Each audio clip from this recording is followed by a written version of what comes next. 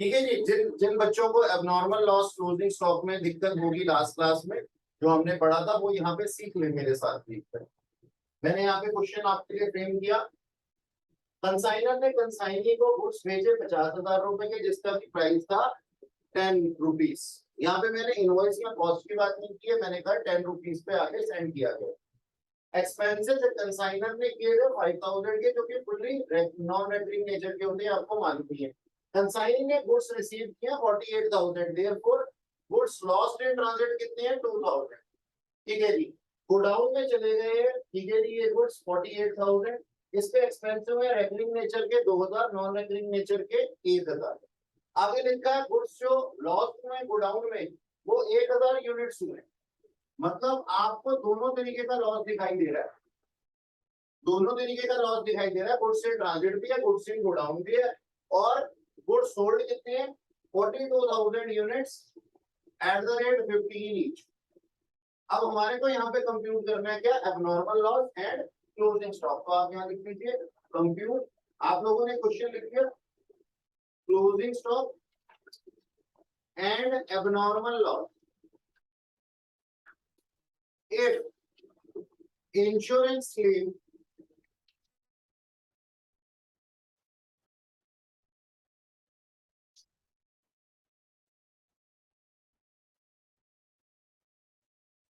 rupees 10,000 received,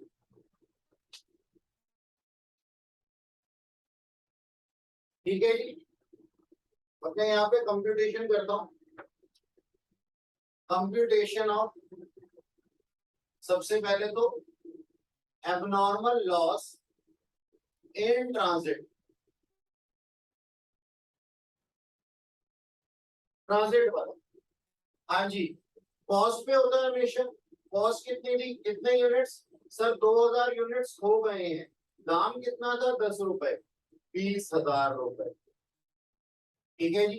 कोई शब्द add कर दो इसके अंदर recurring nature non recurring nature के एक्सपेंसेस बाय कंसाइनर।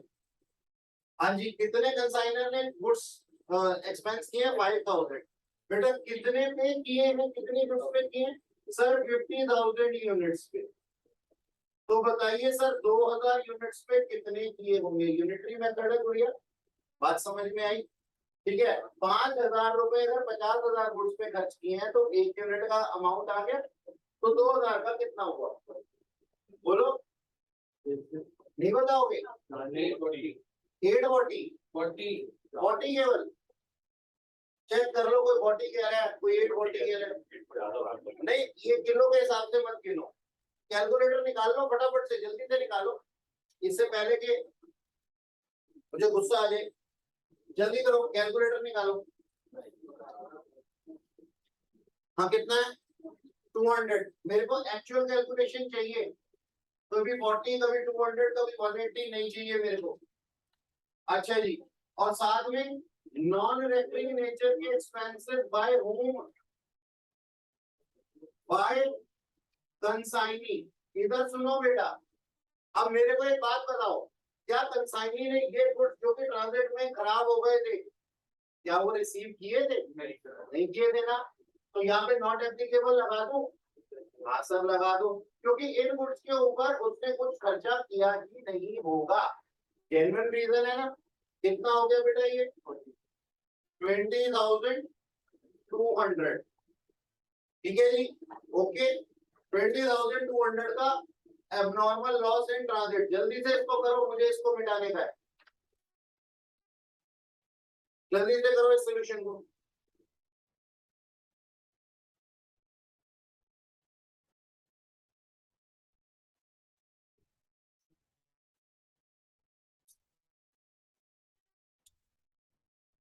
अच्छा जी देखो, अब मैं क्या कर रहा हूं, अब मैं इन ट्रांजिट की बात में इन गोडाउन लिखूंगा,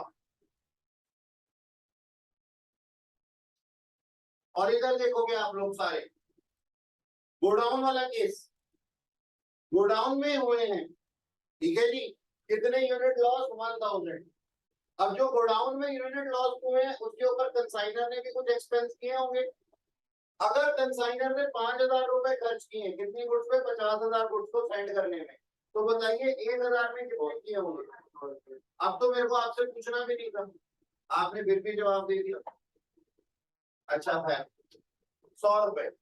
ओके, अब कंसाइनिंग एक्सपेंस आने चाहिए क्या, अपने आप से पूछो। क्या कंसाइनिंग के पास ये जो गुड्स एबनॉर्मली लॉस्ट हुई है गोडाउन में, ये पहुंची थी? क्या उसने इसको स्टेशन पे रिसीव किया था?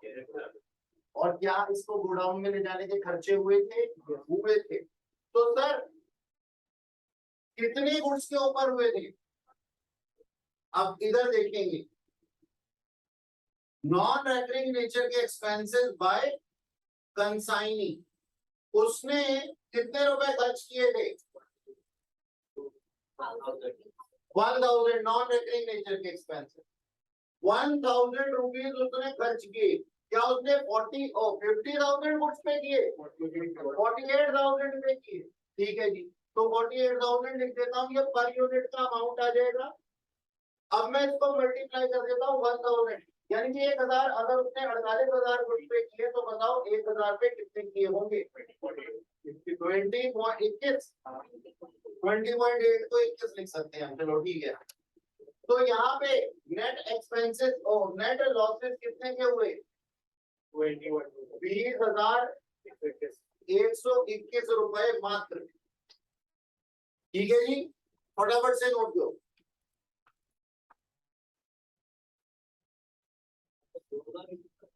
सर कॉस्ट भी तो चेंज होगी। कॉस्ट भी तो चेंज होगी, हाँ। ओहो, मैं तो कॉस्ट को चेंज करना भूल गया। 1,000 इंटू 10, ये 10,000 हो जाएगी, बिल्कुल सही। अच्छा, कितना हो जाएगा ये टोटल? 10,121 रुपए। हाँ जी, वो कॉस्ट भी तो चेंज हो जाएगी, 1,000 यूनिट्स की थी ना। सावधानी हटी, दुर्घटना घटी। मेरे साथ भी घट गई, तुम्हारे साथ भी घट सकती है।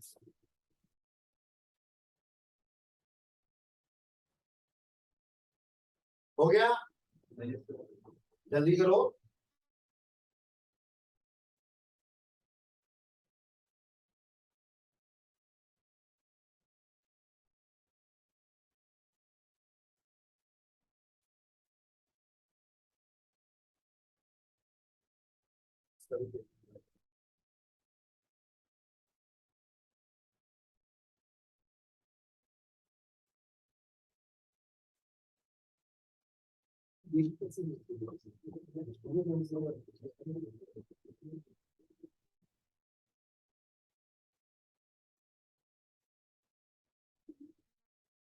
सुनो ना लगे, ये हो गया। अच्छा चलो, फिर अपना क्लोजिंग स्टॉक निकाल लेते हैं। दीदी आपका डाउट क्लियर हुआ कुछ? ठीक है। अच्छा, अब देखना जरा, मेरे को क्लोजिंग स्टॉक निकालना है, कंप्यूटेशन ऑफ क्लोजिंग स्टॉक।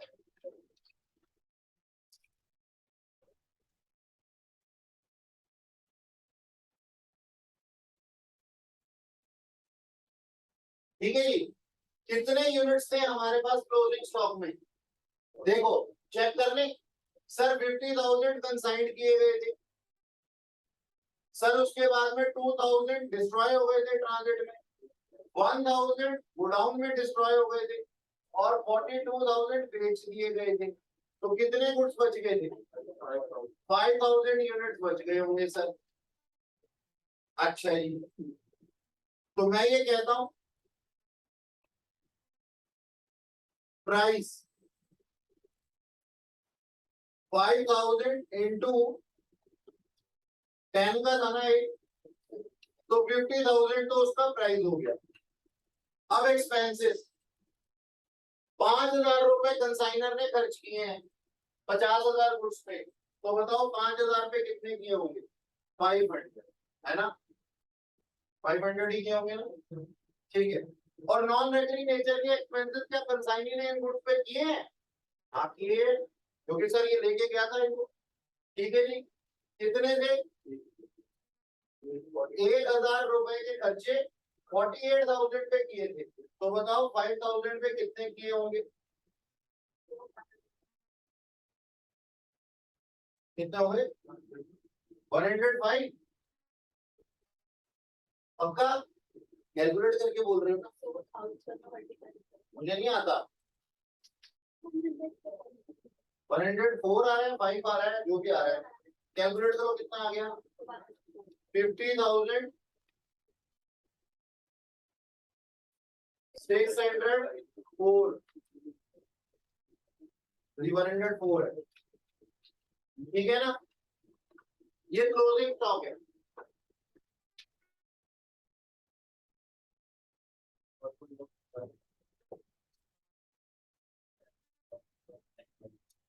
अब नॉर्मल लॉस भी निकाल देता हूँ नेट वाला, पहले इसको नोट कर लो। कंसाइन या कंसाइनी, कंसाइनी बोल रहा है, आ रहा है बोल रहा है ना, तो कंसाइनी बोलेगा। वो पुरानी पिक्चरों में सुना होगा तुमने, हमारा माल बाहर से आ रहा है, उसमें सोने के बिस्किट भी, ध्यान से करना मोना डार्लिंग, है ना? वो थी ना पुरानी पिक्चर। वो पुलिस वालों से एंगेज करती थी, हीरो इधर से माल निकाल के ले जाता था, जो कि मेन विलन के लिए काम करता था, है ना? कस्टम वाले बेचारे तो वो तो ऐसे ही है, वो तो हाँ गोली खाने के लिए ही होते। एक आधा डिशुम डिशुम ऐसा किया तो वो बेचारा तंगला सा बंदा होता था, ऐसे ही लेट जाता था, घर से खाना भी नहीं खा के आया होता था वो।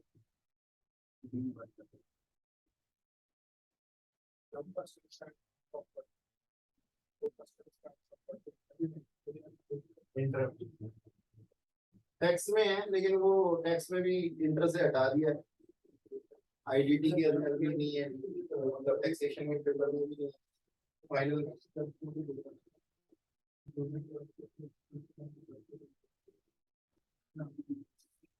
हटा दो इसको। अच्छा ये अब सुनो, यहाँ पे इंश्योरेंस क्लेम रिसीव हुआ था, थोड़ी सी स्पेस चाहिए मेरे को। हाँ जी, computation of net abnormal loss, कृपया ध्यान दें। हाँ जी, एबनॉर्मल लॉस इन ट्रांजिट, बोलो 20,200। अच्छा जी, abnormal loss in godown 10,121। Total कितना हुआ? 30,321। इंश्योरेंस क्लेम कितना रिसीव हुआ? सिर्फ 10,000 रुपए। सर कितने गंदे इंश्योरेंस वाले।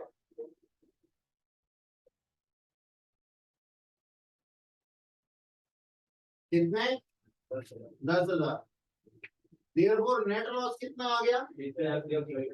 Net loss transfer to P&L account 20,321 रुपए मात्र।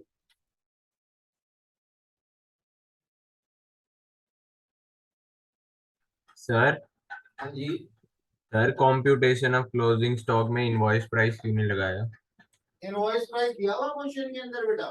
दिया हुआ है सर, कहाँ दिया हुआ है?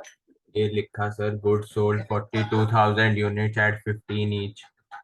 15 इंच तो सेल्स प्राइस है लालू, 15 तो सेल प्राइस है, इनवॉइस प्राइस थोड़ी है। इनवॉइस प्राइस वो होता है जिसपे भेजा जाता है सामान। Okay sir. क्या कंसाइनमेंट करेगा रे तू?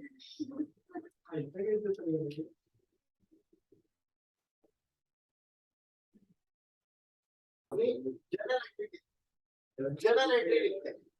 इधर सुनो जी, हम एक एक हम कसम खाते हैं कि हर एक ट्रांजैक्शन को ध्यान से देखेंगे और जो हो रहा है उसको फील करेंगे, और उसके बाद में जनरल एंट्री अगर हमारे को आ गई, ये मत सोचना कि मैं तो उस्ताद हूँ जनरल एंट्री में, मेरे को आती है बनानी, ये मत सोचना। क्योंकि क्योंकि अगर तुमने जनरल एंट्री बनाना नहीं सीखा तो फिर लेजर पोस्टिंग नहीं आएगी। क्वेश्चन लेजर पोस्टिंग का आएगा, लेकिन लेजर पोस्टिंग तभी कर पाओगे जब जनरल एंट्री आए। बहुत मारूंगा मैं पकड़ कर, बहुत मारूंगा। कौन सा बच्चे? हाँ, क्लियर वाला कॉन्सेप्ट लगेगा बेटा। ये देखो, CLEAR, सी स्टैंड, जहां पे तुम्हारे को जनरल एंट्री बनानी है वहां पे तुम्हारा क्लियर का कॉन्सेप्ट लगेगा। C stand for capital, L stand for liability, E stand for expenditure, A stand for assets and R stand for revenue और इनकम, एसेट्स और लॉसेस। C, L और R कैपिटल, लायबिलिटी और revenue जब बढ़ती है तो credit होती है, जब घटती है तो डेबिट। E और A जब बढ़ते हैं तो डेबिट होते हैं और घटते हैं तो क्रेडिट होती है। और इसके साथ रिवर्स है, C, L और R कैपिटल, लायबिलिटी और रेवेन्यू जब घटेंगे तो क्या होंगे? डेबिट। जब घटेंगे तो डेबिट, और जब बढ़ेंगे तो बात तो मैंने वहां तो लिख ही दिया, बात तो वही होगी। कभी कभी हो जाता है, सटक जाता है मेरा। हाँ जी, ये डेबिट क्रेडिट के रूल तो रिमेन सेम। अच्छा, एक बात बताओ, कंसाइनर और कंसाइनी का रिश्ता क्या है? ध्यान से देखना, सुनना जरा ध्यान से। ये भाई साहब कंसाइनी है, मैं कंसाइनर हूं, मैं दिल्ली में बैठा हूं, ये मुंबई में बैठी। जब मैं इनको सामान भेजता हूं या मैंने इनसे कुछ लेना होता है, मैं इनको सामान भेजता हूं या एक्सपेंसेस करता हूं, सबसे पहले मेरे को एक बात बताना, जब मैं इनको कोई क्या नाम है गुड्स भेजूंगा या फिर ये कोई एक्सपेंडिचर करेंगे जिसको कि मुझे बियर करना है, सारे एक्सपेंसेस जो होते हैं कंसाइनिंग के टिल सेल कौन बियर करता है? कंसाइनर। मैं एक्सपेंसेस की बात करता हूं, गुड्स की बात नहीं करता। इन्होंने कुछ एक्सपेंसेस किए स्टेशन से गोडाउन तक ले जाने के लिए, वो एक्सपेंसेस कौन बियर करेगा? मैं। अब बुक्स ऑफ अकाउंट किसके पॉइंट ऑफ व्यू से बनने हैं? मेरे पॉइंट ऑफ व्यू। कंसाइनर के पॉइंट ऑफ व्यू से बुक्स ऑफ अकाउंट बनने हैं। कंसाइनर अपनी बुक्स में इसको किस नाम से जानेगा? कंसाइनी नहीं, नहीं, कंसाइनर इनको इस ट्रांजैक्शन के लिए जो एक्सपेंस मैंने इनको देने हैं, क्या ये मेरी लायबिलिटी है? उस बात के लिए नेचर पूछ रहा हूं, नाम नहीं पूछ रहा हूं। क्या मेरी ये लायबिलिटी है? हाँ सर, इन्होंने एक्सपेंसेस किए थे लेकिन रीइंबर्समेंट कौन करेगा? मैं करूंगा, तो ये मेरी ऑब्लिगेशन है, तो इस ट्रांजैक्शन के लिए ये मेरी लायबिलिटी बन जाएगी। कह सकता हूं ये मेरे क्रेडिटर बन गए। अच्छा जी, अब इन्होंने सामान बेचा और सामान बेच करके सेल कर दी, वो सेल का पैसा ये मुझे देंगे। अब मेरे पॉइंट ऑफ व्यू से, मेरे कंसाइनर के पॉइंट ऑफ व्यू से ये क्या है? मेरे डेटर है, मैंने इनसे पैसा लेना है। बात समझ में आई? तो बस ये लेन और देन को ही ध्यान रखना। दो अकाउंट बनाने हैं हमने, और वो अकाउंट क्यों बनाने हैं वो भी बताता हूं। शुरुआत कहां से होती है? देखो, आओ सीखे कहानी को पूरी तरह से, आओ सीखे कहानी को पूरी तरह से। सबसे पहले दिमाग में कंसाइनर के क्या आया? क्या करना है उसने? एक्सपेंसेस की बात आई होगी? नहीं, गुड्स को भेजने की बात आई होगी, और गुड्स को भेजने के लिए उसको कहीं से खरीदना पड़ेगा, मानते हो? ये मेरे आज की क्लास के एक एक शब्द लास्ट वाली क्लास तक तुम्हारे काम आएंगे। तो हम क्या कहते हैं? हम कहते हैं जी ये था मिस्टर ए। मिस्टर ए कौन था? सप्लायर था। किसका सप्लायर था? Of goods to mister X. Okay, तो यहां से यहां गुड्स सप्लाई हुई, ये अपने प्यारे मिस्टर एक्स जो कि है कंसाइनर, ये कौन है? कंसाइनर। और इन्होंने सामान भेजा, गुड्स सेंड नॉट सोल्ड। किसको? मिस्टर वाई को। ये वाई कौन है? सर कंसाइनी, ठीक है जी, यही हुआ होगा। ये सामान परचेज करके लेके आएंगे, दुनिया जानती है इनकी एंट्री क्या बनी हो। Sir number 1 entry is purchase account debit, दीदी purchases account debit to cash account, मान लो वो कैश में लेकर के। अब मेरे को ये टोकन से पहले मैंने बोल दिया, डे वाली इन्होंने क्लास में बोला था मेरे को, कहते कि सर परचेजेस होता है कि परचेज होता है, और जेन्युइन डाउट था, मैं जेन्युइन नहीं बता रहा, मैं इधर बोलो, कोई बात नहीं, कोई बात नहीं। देखो अगर सिर्फ पढ़ाते रहेंगे, मजाक नहीं करेंगे तो फिर क्या करेंगे। ये हो गया नहीं पहली एंट्री, किसी को कोई दिक्कत नहीं है सर, एक्सपेंस बढ़ गया, कैश बढ़ गया, ओके सर, ये तो हमें आती है।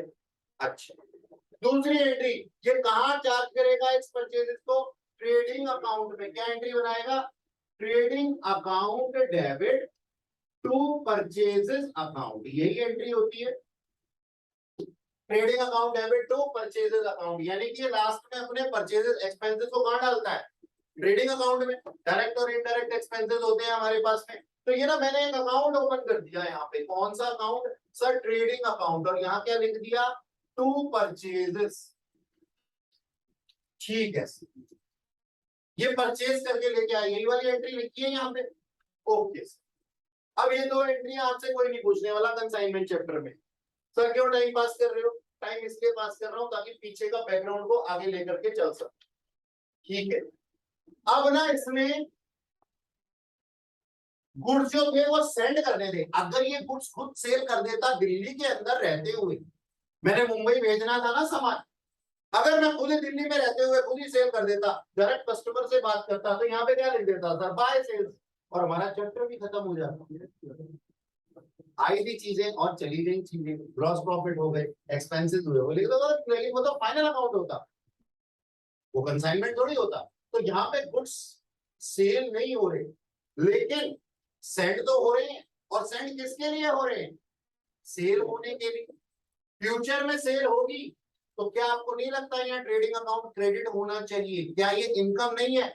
मैं ये कह रहा हूँ फ्यूचर में सेल होगी, अभी गुड्स सेंड किए जा रहे हैं, अगर मैं 1 मिनट के लिए इसको क्रेडिट सेल मान लूं कि मैंने अपने कंसाइनी को क्रेडिट सेल की है, और कंसाइनी आगे कस्टमर को क्रेडिट सेल करेगा, तो क्या ये मेरे गुड्स सेल नहीं होने वाले, क्या मेरा ट्रेडिंग अकाउंट क्रेडिट नहीं होना चाहिए। बिल्कुल जेन्युइन सी बात है सर, जो मैंने परचेजेस किए हैं वो ट्रेडिंग पर्पस के लिए किए हैं, तो वो सेल का पार्ट भी बनेंगे, हालांकि आज गुड्स सेंड है। तो यहाँ पे मान लो कुछ गुड्स में सेल कर देता और कुछ गुड्स में सेंड कर देता, तो मेरी ट्रेडिंग अकाउंट क्या हो जाती सर, क्रेडिट होती ही होती, क्योंकि दोनों ही बिजनेस पर्पस के लिए बाहर जा रहे हैं। मानते इस परचेजेस में से कुछ सेल कर देता खुद और कुछ सेंड कर देता, तो मैं सेल की बात तो कर नहीं रहा, मैं तो सेंड की बात कर रहा हूं। मैं कहता हूं गुड्स सेंड, तो यहाँ पे बाय गुड्स सेंड मेरे को लिखना चाहिए, बाय गुड्स सेंड मेरे को लिखना चाहिए, ये बात जेन्युइन सी। अच्छा जी, ये मैंने सेल नहीं किया लेकिन गुड्स सेंड किया। अब ना इससे ना मेरे ना दिमाग में एक आइडिया आया। क्या आइडिया आया मेरे दिमाग में, मैंने कहा बाय गुड्स सेंड लिख करके नहीं छोड़ता, लिख देता हूं ऑन कंसाइनमेंट।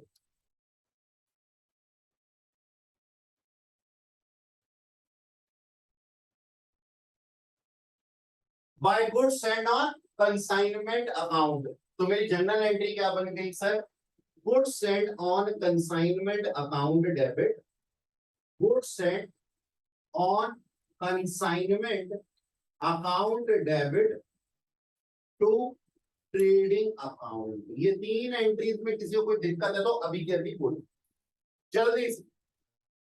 वहां गुड्स सेंड ना लिख करके मैंने क्या लिख दिया, गुड्स सेंड ऑन कंसाइनमेंट। भाई सर सिर्फ गुड्स सेंड सिर्फ कंसाइनमेंट पे ही थोड़ी होती है, ज्वाइंट वेंचर में भी होती है। तो इस चैप्टर का नाम क्या है, goods send on consignment, consignment accounting पढ़ रहे हैं ना, तो मैंने उसका नाम वैसा ही रख दिया। तो यहाँ पे क्या एंट्री बन गई, goods send on consignment account debit to trading account, क्योंकि फ्यूचर में बिकने वाली है। ओके, अच्छा अब मेरी सुनो बात थोड़ी देर के लिए देना सर। ये गुड्स एंड ऑन कंसाइनमेंट जो है ना, ये हमारा रियल अकाउंट है, एसेट अकाउंट, क्योंकि सामान अभी बिका नहीं है, बिकेगा। फ्यूचर इकोनॉमिक बेनिफिट मिलेंगे फ्यूचर में, अभी नहीं हो रहे, लेकिन क्योंकि हमारी इनकम का पार्ट है तो ट्रेडिंग अकाउंट को क्रेडिट होना ही चाहिए। और वैसे भी आपका क्लोजिंग स्टॉक भी तो क्रेडिट ट्रेडिंग अकाउंट की क्रेडिट साइड पे ही आता है, तो ये फ्यूचर में बिकने वाला है, चाहे आप इसको इनकम मान लो ट्रेडिंग अकाउंट में। लेकिन इसका नेचर क्या है, कोई आपसे 1 मार्कर में पूछ ले goods and on consignment account का नेचर क्या है, सर एसेट अकाउंट है। तो क्या मैं यहाँ पे एक और अकाउंट ओपन कर सकता हूँ जिसका की नाम है goods and on consignment account?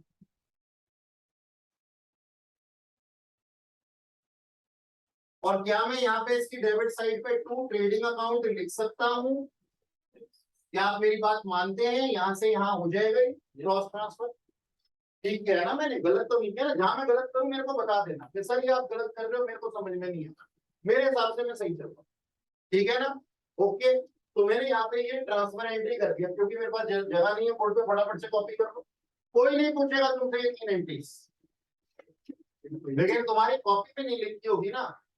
तीसरी एंट्री भी नहीं, तीसरी भी नहीं पूछेगा कोई, तीसरी भी हमारे चैप्टर का पार्ट नहीं है, लेकिन सर सिखाऊंगा मैं सारी की सारी, ये बदमाशी है मेरी, इसको सीखे बिना तुम कर नहीं सकते, जल्दी जल्दी लिखो।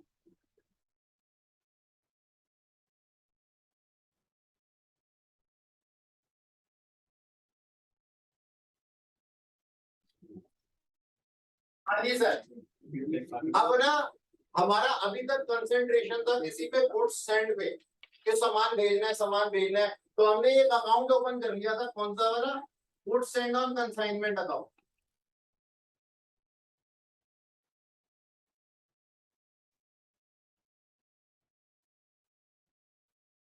ठीक है जी, goods send on consignment account ये मैंने ओपन कर लिया था, और यहाँ पे लिख दिया था क्या, टू ट्रेडिंग।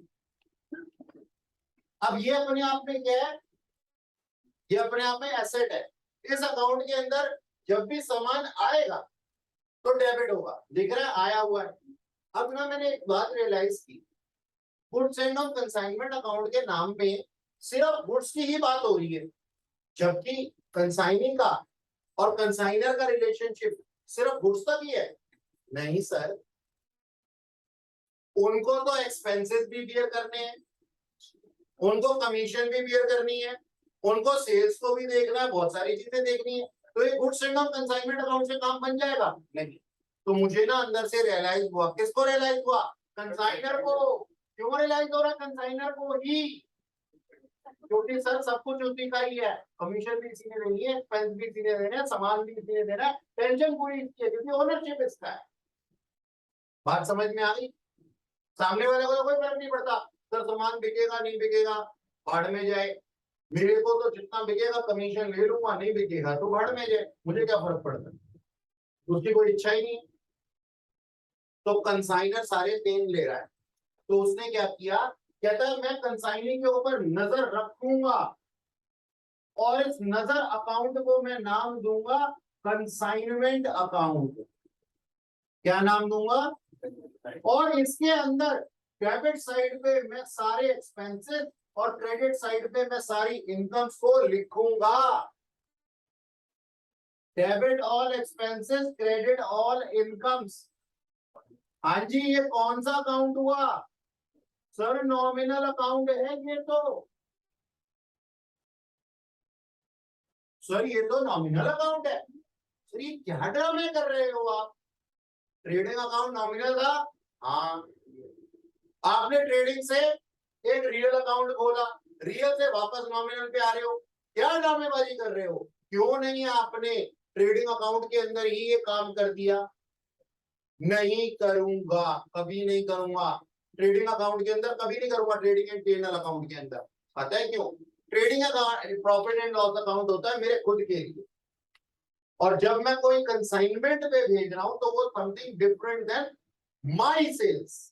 मेरे अपने हाथ से अगर मैं सेल्स करता हूं तो ट्रेडिंग अकाउंट में लिखता हूं, कंसाइनमेंट अकाउंट से सेल करता हूं तो कंसाइनमेंट अकाउंट से लिखता हूं। और एक बात बताओ, क्या मेरे पास सिर्फ एक ही कंसाइन ही हो सकता है? क्या सिर्फ मुंबई सामान बेचता हूँ? नहीं यार, मैं तो गोवा भी बेचता हूँ, मैं तो क्या नाम है महाराष्ट्र भी बेचता हूँ, मैं तो पंजाब भी बेचता हूँ।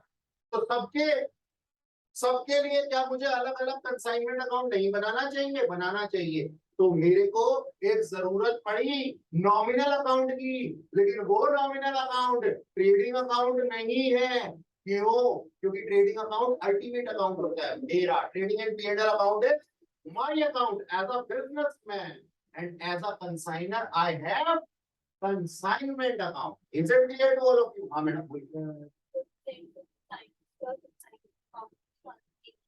हाँ, एंट्रीज में क्या डिफरेंस होगा ये मैं बताऊंगा अभी।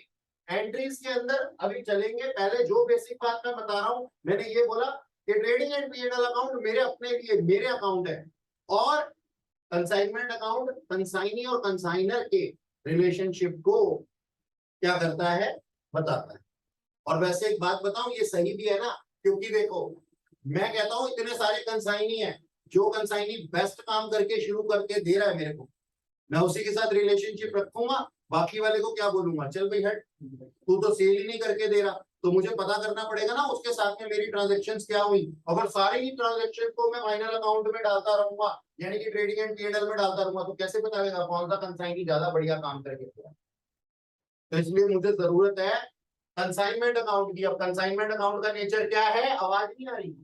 नॉमिनल, जिसकी डेबिट साइड पे सारा रोना और सारी खुशियां क्रेडिट साइड पे आती हैं। चलेंगे आगे चले।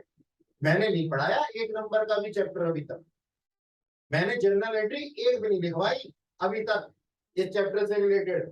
सर हमारी जो जर्नल एंट्री होगी वो क्या होगी? Goods and on consignment account से शुरुआत होगी हमारी। अच्छा जी, तो अब ये ट्रेडिंग अकाउंट से आया था goods and on consignment account. Goods and on consignment account क्या था? रियल अकाउंट, एसेट अकाउंट था। जब सामान आया इसमें तो ट्रेडिंग अकाउंट से आया, अब जब जाएगा तो कहां पे चार्ज हो जाएगा?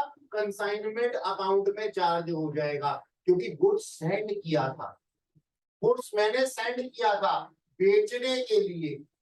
तो अगेन जैसे हमारे ट्रेडिंग अकाउंट में परचेजेस होती हैं, लेकिन कंसाइनी की तो खुद परचेजेस ही नहीं है, तो इसको मैं कहां ट्रांसफर कर दूंगा? इन गुड्स को। अब ये गुड्स देखो स्टॉक भी होता स्टॉक है, लेकिन परचेज का शेप ले लेता है ना, वो परचेजेस अकाउंट के अंदर आ जाता है ना, क्योंकि वो फर्दर बिकने के लिए होता है। होता वो हमारा एसेट ही है। स्टॉक क्या है? एसेट है ना।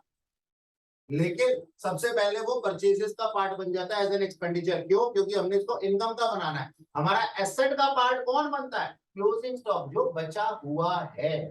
तो अभी ये बचा हुआ है क्या? नहीं, अभी तो सेंड किया जाएगा। कहां सेंड किया जाएगा? कंसाइनमेंट अकाउंट में। डेबिट साइड पे क्यों आएगा? क्योंकि ये ठीक परचेजेस की तरह, ठीक परचेजेस की तरह मेरे एक्सपेंस की के जैसा ट्रीट किया जाएगा, क्योंकि अभी ये बिकेगा। जब बचेगा तब क्लोजिंग पे आएगा। कंसाइनमेंट अकाउंट के अंदर ठीक वैसे ही सारी की सारी ट्रांजेक्शंस होंगी जैसे आपके ट्रेडिंग एंड पी&एल अकाउंट के अंदर आती हैं। बताओ बेटा, परचेजेस कहाँ आती है? ट्रेडिंग अकाउंट में, डेबिट साइड पे। तो यहाँ पे गुड्स एंड ऑन कंसाइनमेंट कहाँ पे आएंगी? डेबिट साइड पे ही आएंगी। तो मेरे पास में जर्नल एंट्री, मेरे चैप्टर की फर्स्ट जर्नल एंट्री और मेरी क्लास की फोर्थ जर्नल एंट्री, फोर्थ है ना, फोर्थ जर्नल एंट्री। सबसे पहली जर्नल एंट्री जो है यहाँ पे बनेगी consignment account debit to goods and on consignment account. ठीक है जी, ओके। तो मैं यहाँ पे क्या लिख सकता हूँ? Bye consignment account. एंट्री का मतलब हुआ जो गोडाउन में पहुंच गया स्टोर, यही होगा ना? नहीं, जो हमने भेजने के लिए रखा था वो अब कंसाइंड हो चुका है। हाँ, ये मतलब है इसका, बिल्कुल सही पकड़ा आपने। ठीक है, तो यहाँ पे तो तब था जब हमने इसको सामान को तैयार करके रखा हुआ था कि अभी जाने वाला है, अब भेज दिया तो कंसाइनमेंट अकाउंट के अंदर आ गया। तो हमने क्या बोला जी, यहाँ पे to goods sent on consignment account. ठीक है जी, ये अमाउंट आ गया। ये है हमारे चैप्टर की फर्स्ट एंट्री। लेकिन देखो मैंने आपको नहीं बताया यहाँ पे ये फर्स्ट एंट्री है, पीछे से शुरुआत की है, तो इस चीज को ध्यान में रखना। तो हमारे चैप्टर की पहली एंट्री क्या है? गुड्स सेंड करने की, और वो क्या बनेगी? Goods send consignment account debit to goods send और कंसाइनमेंट अकाउंट। क्यों? क्योंकि ये जस्ट लाइक परचेजेस, ये कहाँ जा रही है? बिकने के लिए जा रही है, इसलिए ये एक्सपेंस का शेप ले लिया किसने? हमारे एसेट अकाउंट ने। ठीक है जी, ओके, ठीक है सर। अब इन दोनों को मैं यहाँ से हटाना चाहता हूँ, हटा दूं।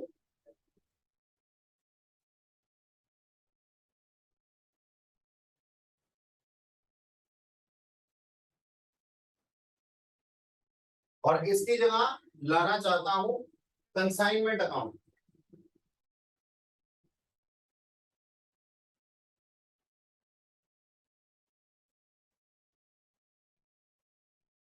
ये डेबिट साइड और ये क्रेडिट साइड, ठीक है। क्लास 11th में हम उनको डेबिट और क्रेडिट पूछते हैं।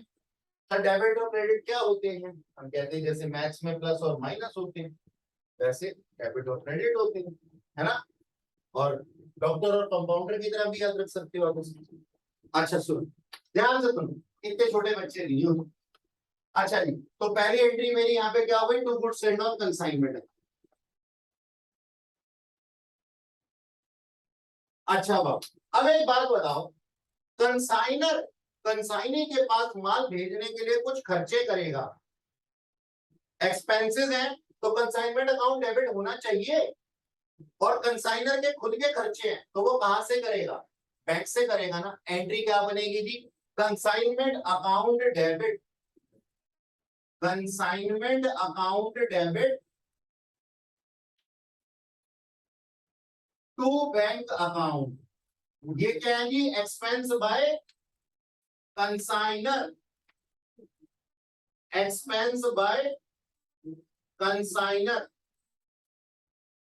ठीक है जी। फिफ्थ एंट्री क्या है? Goods send, oh sorry, expense by consigner. क्या एंट्री बन जाएगी sir? Consignment account debit to bank account. देखो, कंसाइनमेंट अकाउंट क्यों डेबिट हुआ? क्योंकि एक्सपेंस इंक्रीज हुआ, है ना।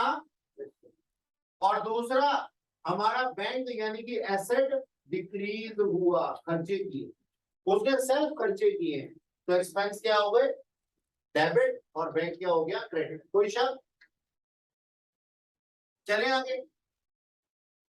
अच्छा, फिफ्थ पॉइंट के बाद हटा दूं।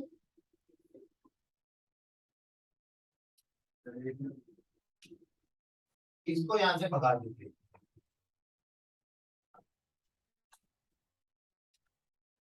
इसको भी भगा देते हैं, इसको भी भगा दो। चलो, अब देखो, ये कंसाइनमेंट अकाउंट जो लिखा है फिफ्थ एंट्री में, इससे अच्छा ये नहीं लिख सकते goods in transit account debit होता है। गुड्स इन ट्रांजिट नहीं नहीं, गुड्स इन ट्रांजिट तो कुछ और मतलब होता है कि ये पहुंचेगा भी।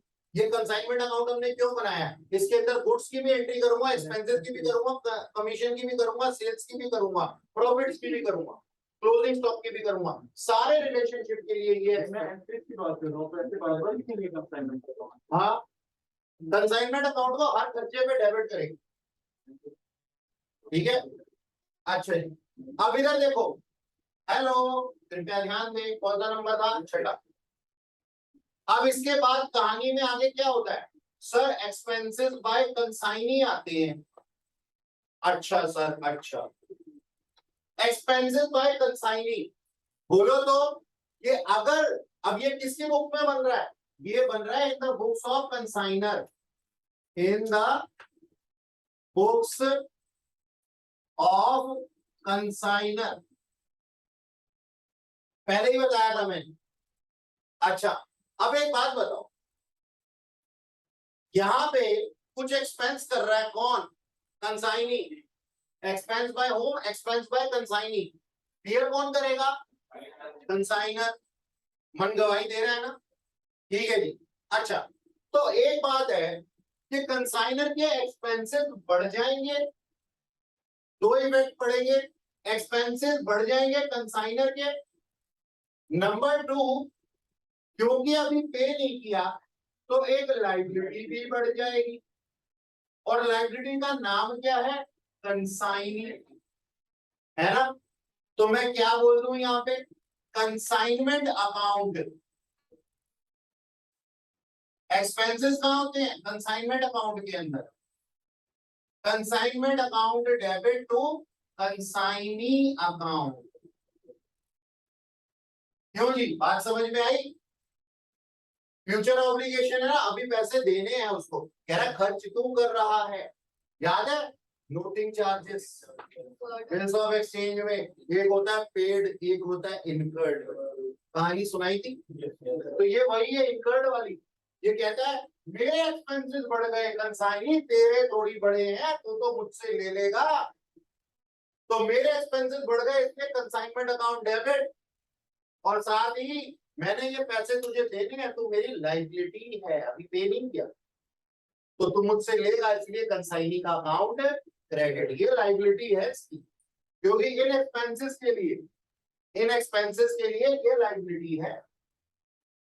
अच्छा ओके सर, कभी ये इसका एसेट बन जाएगा कंसाइनी, कभी ये इसकी लायबिलिटी बन जाएगी। ठीक है, आपको दिखाता हूं कैसे। अब ना next entry, commission to consignee. हाँ जी मैडम बोलिए।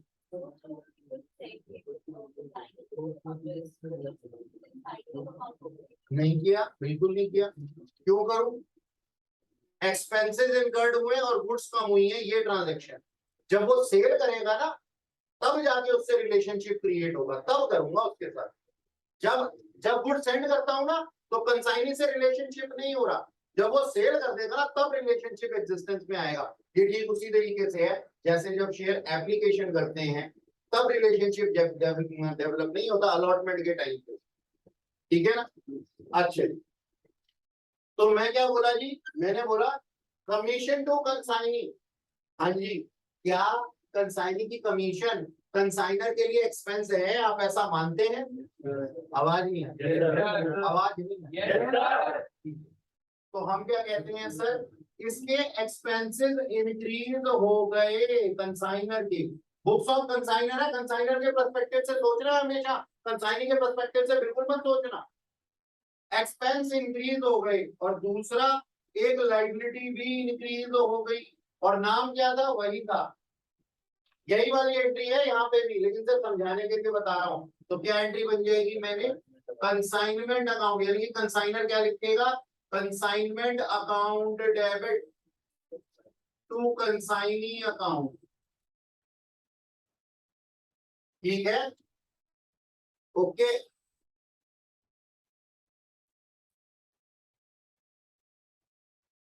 तो यहाँ पे क्या लिख देता हूं मैं? To consignee's account.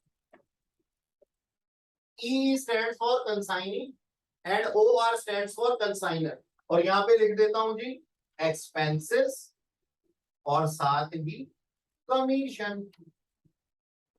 ठीक है, लिखा मैंने। अच्छा, और सुन, 7th एंट्री के बाद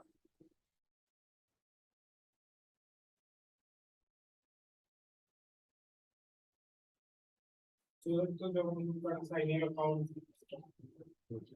ये भी तो एंट्री कंसाइनमेंट अकाउंट डेबिट, बिल्कुल। तो जब हम कंसाइनिंग अकाउंट खोलेंगे बाद में, फिर लोग हाँ, मैं तो साथ में भी लिख सकता था, लेकिन ना वहां पे स्पेस नहीं है, अभी बना दूंगा। तो कोई मारे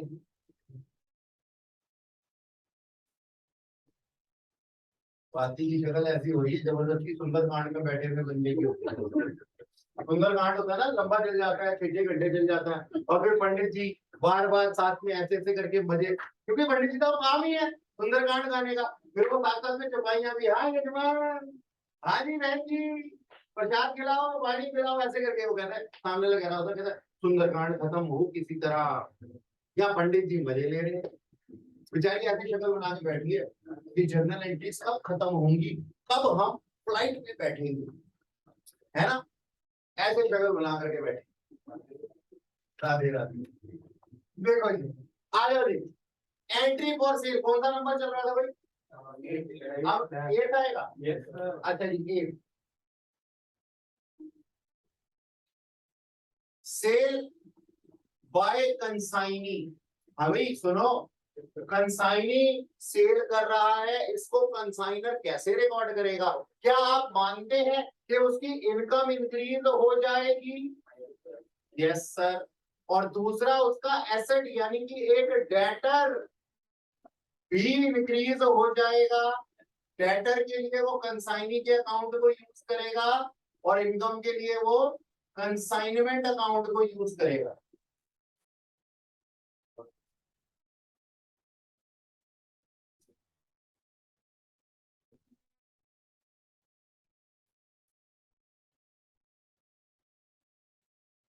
मानते हो? तो क्या मैं यहाँ पे एंट्री लिख दूं, कंसाइनीज अकाउंट डेबिट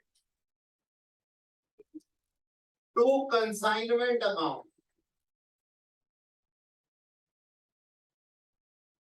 और वहां जाकर के लिख दूं बाय कंसाइनी, और यहां लिख दूं सेल। किसी भाई बहन या माता को कोई शंका तो नहीं है? चलेगी यार, हाँ लिख लो, मैं रब नहीं कर रहा हूं। अच्छा, अब cash collected we are received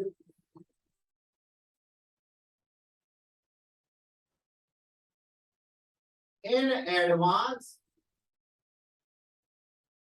or as a final payment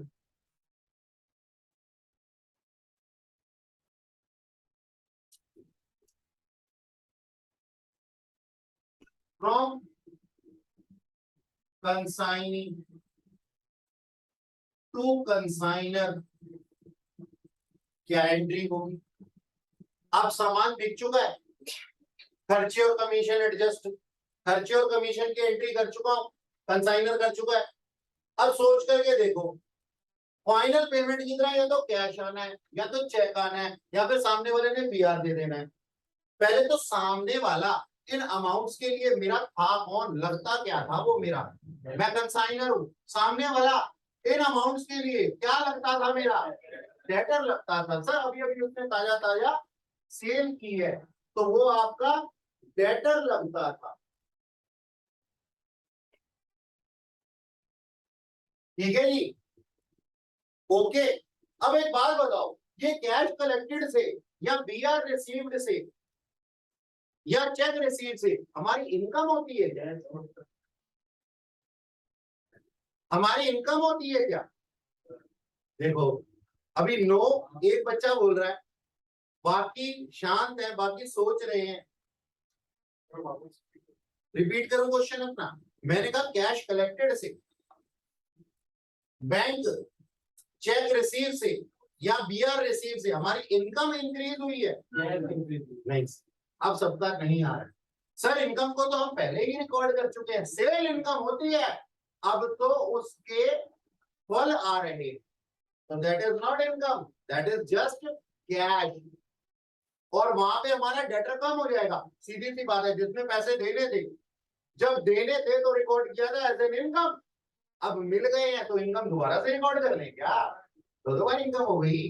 नहीं, हम क्या कहते हैं, जब अक्रू होती है तो हम कहते हैं इनकम हुई है, जब रिसीव हो गई तो हमारा कैश कलेक्टेड हो गया ना।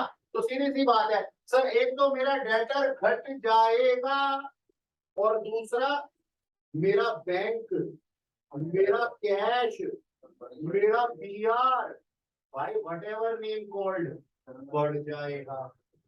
सर ये भाई मेरा एसेट था और ये भी मेरे एसेट थे, और आजकल बताया जा रहा है कि जो एसेट घट जाते हैं वो क्रेडिट होते हैं और जो बढ़ जाते हैं वो डेबिट होते हैं। तो सर इसकी जर्नल एंट्री क्या बननी चाहिए? सर डेटर का नाम क्या था, कंसाइनी था, तो मैं क्या बोल दूं, बैंक अकाउंट डेबिट।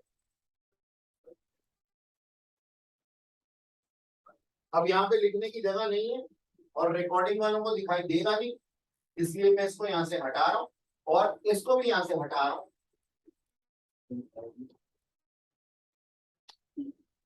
और एंट्री क्या लिख रहा हूं, ऊपर जा रहा हूं, कृपया ऊपर देखिए। ठीक है जी, तो क्या एंट्री बना दूं यहाँ पे, पीआर अकाउंट डेबिट और बैंक अकाउंट डेबिट और ये क्या और ठीक है। अच्छा वो उसकी बात कर रहा है,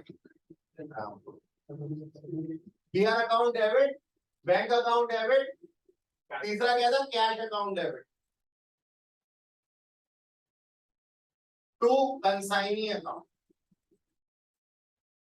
ठीक है जी, ये एंट्री हो जाएगी इसकी।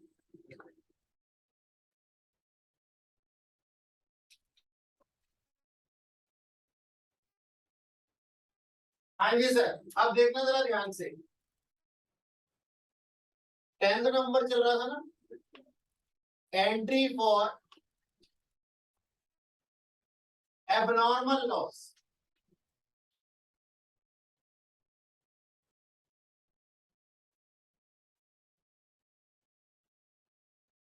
हाँ जी, एक बात बताना, मैं तुम्हें कंसाइनमेंट के अंदर एबनॉर्मल लॉस की एंट्री समझाऊं उससे पहले जरा याद करना अपने फाइनल अकाउंट के अंदर लॉस बाय फायर को।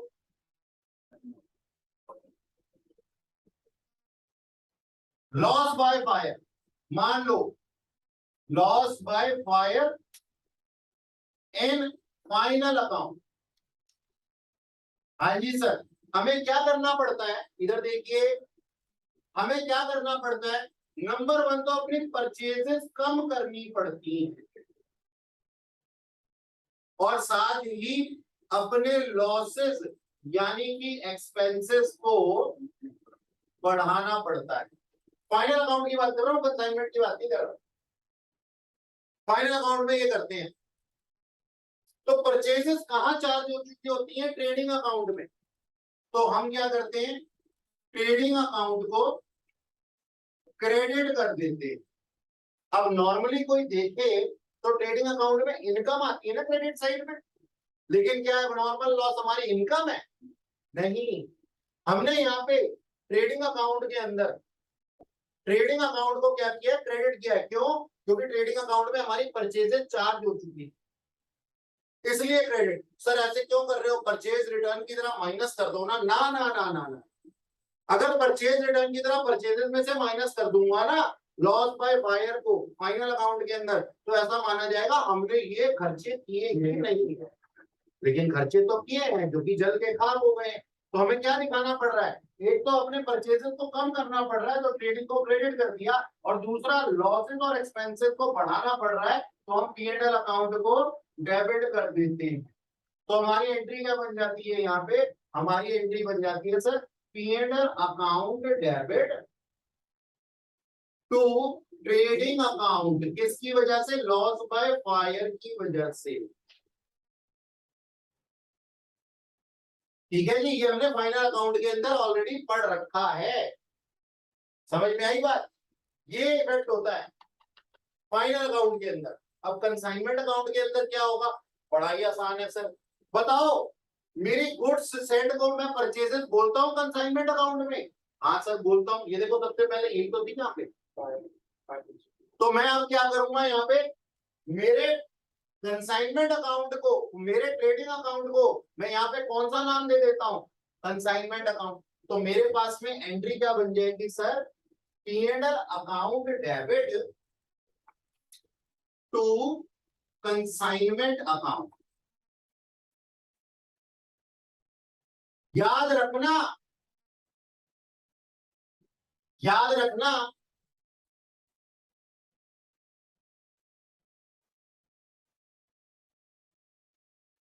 याद रखना कि मैं कंसाइनमेंट अकाउंट को इसलिए क्रेडिट नहीं कर रहा हूं कि कोई इनकम हुई है, बल्कि एबनॉर्मल लॉस हुआ है। और एबनॉर्मल लॉस को मैं किसको कम करना चाह रहा हूं, इस गुड्स एंड ऑन कंसाइनमेंट को कम करना चाह रहा हूं। अच्छा याद करो अपना चैप्टर इश्यू ऑफ शेयर, उसके अंदर क्या होता था, इधर अभी और समझाऊंगा इसको, पहले मेरी बात सुनो।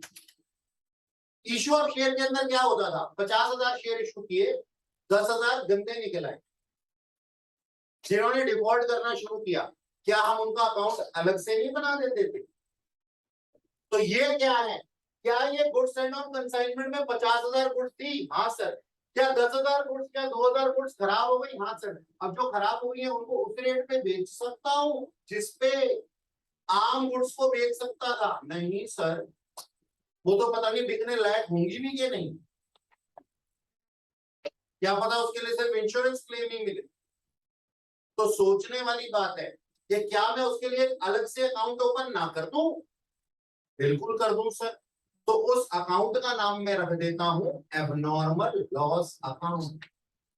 और एबनॉर्मल लॉस अकाउंट नाम से ही पता लग रहा है कौन सा अकाउंट है, नॉमिनल अकाउंट है। और इसमें लॉसेस हुए हैं तो ये अकाउंट क्या हो जाएगा, डेबिट हो जाएगा। तो हमारे पास में एंट्री क्या बन जाएगी, abnormal loss account debit to consignment account. ध्यान से सुनना सर, अभी तो आपने कहा था P&L account debit to consignment account, हाँ ये भी होगा, ध्यान से देखना। पहले तो एक बात बताओ, ये मेरे को सबका जवाब चाहिए, क्या कंसाइनमेंट अकाउंट इसलिए क्रेडिट हो रहा है कि कोई इनकम हुई है या कोई एक्सपेंसेस कम हुए हैं? एक्सपेंसेस परचेजेस होते हैं ना, जैसे हमारे पास में गुड्स सेंड थी ना, तो गुड्स सेंड क्या हो गई, कम हो रही है। हम क्या मान रहे हैं कि ये गुड्स सेंड का पार्ट ही नहीं है, क्योंकि गुड्स सेंड तो अच्छे दामों पे बिक सकती हैं, अब ये वाली गुड्स नहीं बिक सकती, तो इसलिए हमें क्या करना पड़ रहा है, कंसाइनमेंट अकाउंट को क्रेडिट करना पड़ रहा है। लेकिन किस नाम से करूं, गुड्स सेंड के नाम से नहीं सर, एबनॉर्मल लॉस के नाम से, क्योंकि एबनॉर्मल लॉस हुआ है। तो एबनॉर्मल लॉस, मेरे पास में दो काम हुए हैं, क्या हुए हैं, एक तो मेरी जो गुड्स कंसाइंड थी वो कम हो गई है, यानी कि एक्सपेंसेस कम हुए हैं, एक्सपेंसेस तो कम करना पड़ेगा, तो गुड्स सेंड, तो एक्सपेंसेस कम हुए हैं और लॉसेस बढ़ गए हैं। एक्सपेंसेस कम हुए का मतलब मेरा कंसाइनमेंट अकाउंट क्रेडिट होगा और लॉसेस इनकर्ड हुए हैं, यानी कि मुझे दोनों चीजें करनी है ना, एक तरफ से अपनी गुड्स सेंड भी कम करनी है और दूसरी तरफ से लॉसेस भी दिखाने हैं। लॉसेस कहां पे दिखाऊंगा, लॉसेस बढ़ जाएंगे तो डेबिट हो जाएगा कौन सा अकाउंट, एबनॉर्मल लॉस अकाउंट। तो उसकी जनरल एंट्री क्या बन जाएगी सर, ये रहे पार्ट 1, और इस पार्ट 1, हाँ जी पार्ट 1, पार्ट 2 शांति, नहीं बताऊंगा।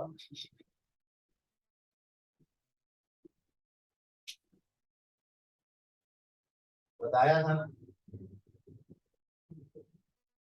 अच्छा देखो, मेरी बात सुनो, अब देखो एबनॉर्मल लॉस ये क्या हो रहा है, नॉमिनल अकाउंट है, क्यों, क्योंकि टूट बढ़ गया, इसलिए एबनॉर्मल लॉस अकाउंट को डेबिट कर दिया, लॉसेस बढ़ गए। लेकिन अगर उसी लॉसेस या उसी दुख के ऊपर इंश्योरेंस कंपनी मलहम लगा दे तो क्या वो दुख कुछ कम नहीं हो जाएगा, है ना? हम कह ही रहे थे ना, ये दुख कम का ही नहीं होता है। तो इंश्योरेंस कंपनी आई और इंश्योरेंस कंपनी ने अपने सिर पे ले लिया ये दुख, तो हमारे पास एंट्री क्या बन जाएगी, अच्छा इंश्योरेंस कंपनी इस केस में हमारे क्या दिखाई देंगे, डेटर की तरह दिखाई देंगे, क्यों, क्योंकि उनसे हमने इंश्योरेंस क्लेम लेना है, पैसा आएगा। तो अभी के लिए हम क्या कह सकते हैं, क्या वो ले रखा था, ले को रखा था, वो इंश्योरेंस पॉलिसी ले रखी थी, क्लेम थोड़ी ले रखा था, क्लेम लेना है, प्रोसेसिंग फाइल बना के भेजूंगा, तो क्या एक्सपेक्ट करूंगा कि ये मेरे क्लेम को प्रोसेस करके मुझे पैसा देंगे, तो insurance company is kind of my debtor, उससे पैसा लेना है। तो मैं क्या ये बोल सकता हूं कि मेरे फॉर इंश्योरेंस क्लेम,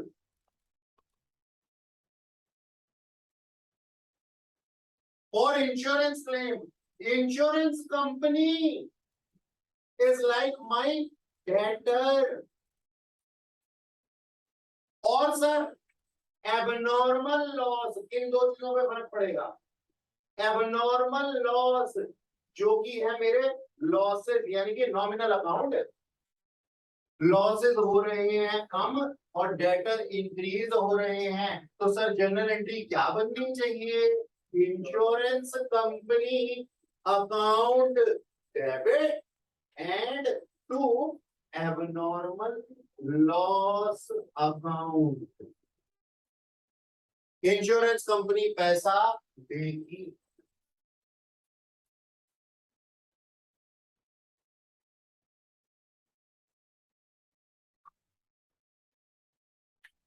ठीक है। क्या हम आगे चल सकते हैं? अभी इसका पार्ट 3 आएगा। क्या इंश्योरेंस कंपनी सारे दुखों पे मलहम लगाने में हर बार सक्सेसफुल हो सकती है? नहीं, कुछ जख्म हमारे लिए भी रह सकते हैं। ओके, यानी कि उन जख्मों के लिए जो इंश्योरेंस कंपनी ने नहीं भरे, क्या वो हमारे लॉसेस हैं? हाँ सर हैं। और हमारे लॉसेस कहाँ जाते हैं? सर P&L अकाउंट में, जिसका कोई नहीं होता उसका भगवान होता है। जो इंश्योरेंस कंपनी हमें पूरा नहीं दे पाई तो हम खुद को पूरा कर लेंगे, और हमारे को पूरा करने के लिए लॉस का हो गया नाम है, उस लॉस को हम कहाँ ट्रांसफर कर देंगे? P&L account. तो सर यहाँ पे इसको फर्स्ट पार्ट को हटा दूं, आ जाओ।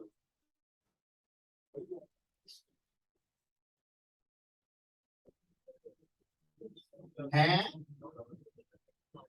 किन्हीं और चैनल एंट्री भाई, क्यों तुम्हें मजा नहीं आ रहा है?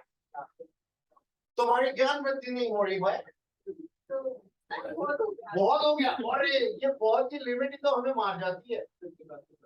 मैं तो ये कहता हूँ कि बहुत नाम से कुछ बना ही नहीं। अच्छा देखो देखो, थर्ड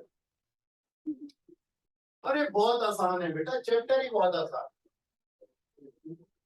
थर्ड एंट्री हमारे पास में, अच्छा यहाँ पे क्या लिख दूं मैं? By abnormal loss. Consignment account के अंदर बाय एबनॉर्मल लॉस, और एबनॉर्मल लॉस निकालना हमने सीख लिया। थर्ड एंट्री हमारे पास में क्या हो जाएगी? हम खुद बेयर करेंगे उसको, ठीक है जी, और हमारे दुख खत्म हो जाएंगे। एबनॉर्मल लॉस अकाउंट तो क्रेडिट ही होना है, तो हमारे पास एंट्री क्या बन जाएगी? Profit and loss account debit to abnormal loss account. याद करो, अभी थोड़ी देर पहले यही एंट्री लिखी हुई थी ना बोर्ड पे, ये फाइनल के लिए थी। अच्छा सर, अगर सोच करके देखो इंश्योरेंस कंपनी ही ना हो बीच में, तो फिर यही डायरेक्ट एंट्री आ जाएगी ना। सारा दुख कौन उठाएगा? हम ही उठाएंगे, हमारा P&L ही उठाएगा, है ना। तो P&L अकाउंट डेबिट, तो यहाँ पे losses charge to P&L account, final losses charge to P&L account, simple. अच्छा, अब जैसे ट्रेडिंग अकाउंट के अंदर क्लोजिंग स्टॉक, जैसे ट्रेडिंग अकाउंट के अंदर क्लोजिंग स्टॉक क्रेडिट साइड पे आता है, वैसे ही कंसाइनमेंट अकाउंट के अंदर भी मैं यहाँ पे लिख देता हूँ by stock with consignee, not consignee account. मैंने नहीं बोला कंसाइनी अकाउंट, मैंने बोला स्टॉक विद कंसाइनी अकाउंट।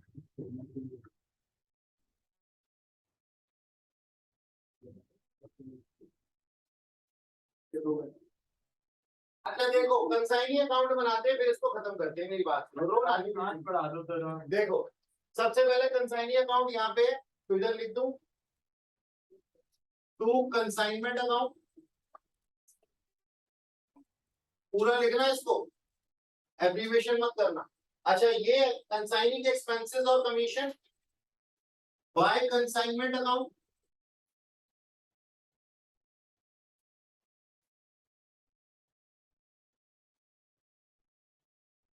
और एक एंट्री अगर तुमने याद हो लिखी है अपने पास में, बैंक BR चेक कुछ भी, तो यहाँ पे हम लिख सकते हैं by bank, by BR, by cash,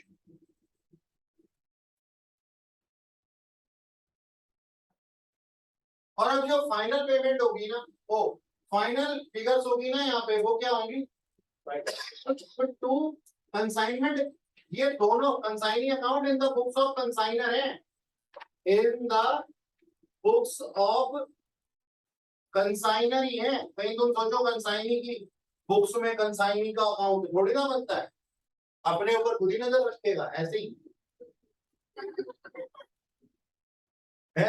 ऐसे तो दुनिया करती है, ऐसे कैसे हो सकता है? ठीक है सुनो, तो हम क्या कहते हैं, the books of consignor, consignee account है ये। अच्छा यहाँ पे क्या आ जाएगा sir, to net profit transfer to P&L account, और यहाँ पे फाइनल पेमेंट होगी, ये सेल का अमाउंट है। ये सारे अमाउंट कंसाइनर ने कंसाइनी से लेने हैं और ये उसको देने हैं, ये उसका डेटर अकाउंट है ना एक तरीके से। तो अब फाइनली हमारे को ये लगता है कि कंसाइनी ने ही कंसाइनर को देना होगा, वरना सोच के देखो सेल करने के बाद भी कमीशन एक्सपेंसेस सारी चीजें उससे भी ज्यादा, तो इसने कोई कंसाइनी को गोल थोड़ी ना ले रखा था। क्यों भाई, प्रॉफिट कमाने आया था, ये पैसे निकलवाने आया था, यार ले ले तू मुझसे, बेटा लगता है तू मेरा, कोई बात नहीं, ऐसे थोड़ी है। तो यहाँ पे मैं लिख देता हूँ फाइनल फिगर के लिए बैंक अकाउंट, ये बैलेंसिंग फिगर हो जाएगा। तो पैसा देगा ना वो फाइनली, तो उसकी एंट्री क्या हो जाएगी, bank account debit, cash account debit या बीआर अकाउंट डेबिट, व्हाटएवर। तो ये एडवांसेस भी हो सकते हैं और फाइनल पेमेंट भी हो सकती है, ठीक है जी, तीनों। और ये बेटा जैसे मान लो बीआर के लिए मैं एडवांस बोल दूं, एडवांस देगा तब भी पैसे ही हैं, डेटर कम होगा, तो बीआर मान लो एडवांस में दे दिया, बाकी उसने बाद में कैश या बैंक से सेटल कर दिया, तो यहाँ पे वही अमाउंट आ जाएगा, ये डेटर अकाउंट है, ठीक है ना। कमीशन के अंदर तीनों कमीशनें आ जाएंगी, डेलग्रेड कमीशन और क्या नाम है आपका नॉर्मल कमीशन और ओवरराइडिंग कमीशन। फोटो खींच रहा है नारायण, उसकी नहीं, नोट कर लो। खत्म हो गया। That's all for today.